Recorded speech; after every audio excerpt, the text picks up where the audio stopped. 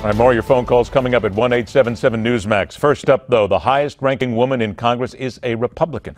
Two current female Republican governors who are considered possible choices for either sitting next to the seat of power in America one day or becoming the leader of the free world. The leading conservative columnist for the Wall Street Journal is a female, the first Cuban-American and first Latina elected to Congress, and the woman who for a short time was viewed as one who could give Donald Trump a run for his verbal money anytime, anywhere. They are all part of the Newsmax 50 most influential female Republicans, now changing the way people think at the Newsmax.com website. That's something we'll talk about in moments and more at 1-877-Newsmax, right after Miranda Khan sets the stage. Miranda? Thanks, Ed. Yeah, Newsmax's list of the most influential Republican women is now available, as you just said, on Newsmax.com. And topping that list, former Alaska Governor Sarah Palin. Thank you so much. It's so great to be in Iowa. We're here just thawing out. Palin was one of the first to throw her support behind Donald Trump, now the presumptive GOP nominee. She was up for vice president back in 2008, running with Senator John McCain. She's been an outspoken Tea Party leader, television star, author, and political commentator for years. Also high on the list? Good evening. I'm Nikki Haley, governor of the great state of South Carolina. Governor Haley, who delivered the Republican response to President Obama's State of the Union address earlier this year.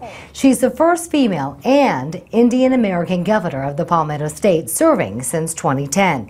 Haley is also the youngest current governor. The 44-year-old is considered a rising star in the GOP. Haley's also been touted as a potential vice president pick, but today she released a statement saying she's not interested.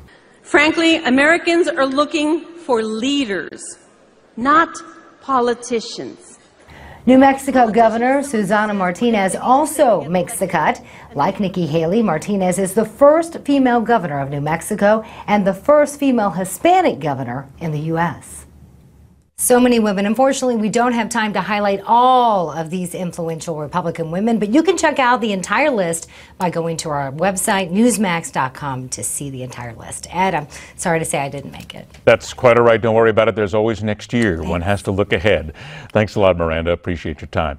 Now, with all we're skating with today, Republicans taking the blame for where the party is currently at, why the contradictions of Donald Trump didn't seem to bother his followers, and of course, those in the GOP who wouldn't vote for Trump on a bet, and Paul Ryan saying he will not support Donald Trump, at least now. Let's add this. Whom, in your opinion, is the most influential Republican woman in America today?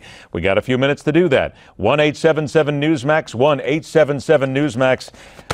Let's see what you got. Laura in Cambridge, Minnesota starts us out. Laura, go right ahead. You want to talk about the Donald, yes? Yes, I am a lifelong Republican, and I have a major problem with this man's suitability. I'm going to talk fast. He says that he's going to surround himself with the best people, the most influential people, knowledgeable people, but does he know who they are? And would he be guided by them anyway?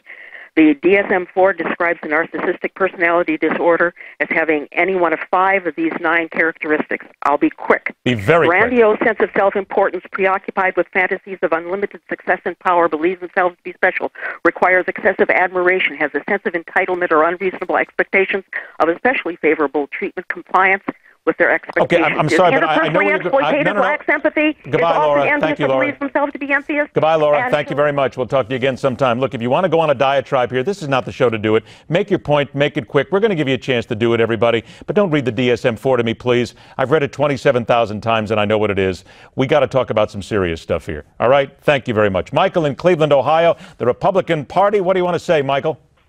Well, let me start with, I got one question for all you dumb Trumpsters. Name one thing he could possibly do that would be worse for this country than the policies and programs that Barack Obama has put into place in the last 8 years. That's fair. One thing.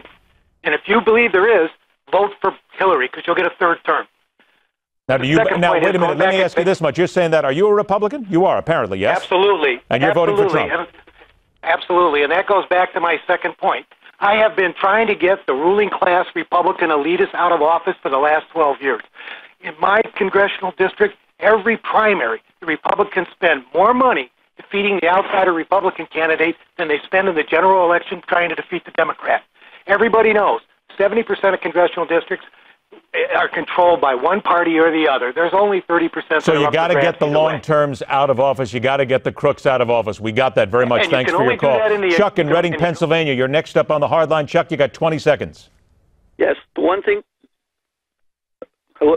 Yes, now you have 15 seconds. Go. The one thing that we need is to have a amendment for the term limits in both Congress and the Senate. Not only how long they can serve in the Congress and the Senate, but also how long they can serve in any political elected office. I'll go ahead and I'll take that every single day. Thanks a lot for your call. All right, don't forget, keep the phones handy. 1-877-Newsmax. Still ahead, telling it like it is will take dead aim on those who call themselves responsible gun owners and shouldn't be allowed to own a cap pistol. I'm going to tell you something, people. I am angry about this one. I am someone who is registered to carry a firearm, and this one has got me fired up. It may do the same to you. Next up, the guardian angel himself, Curtis Sliwa from WABC 77 in New York City, and the rise of Donald Trump. He's lived it firsthand. Coming up next on The Hardline.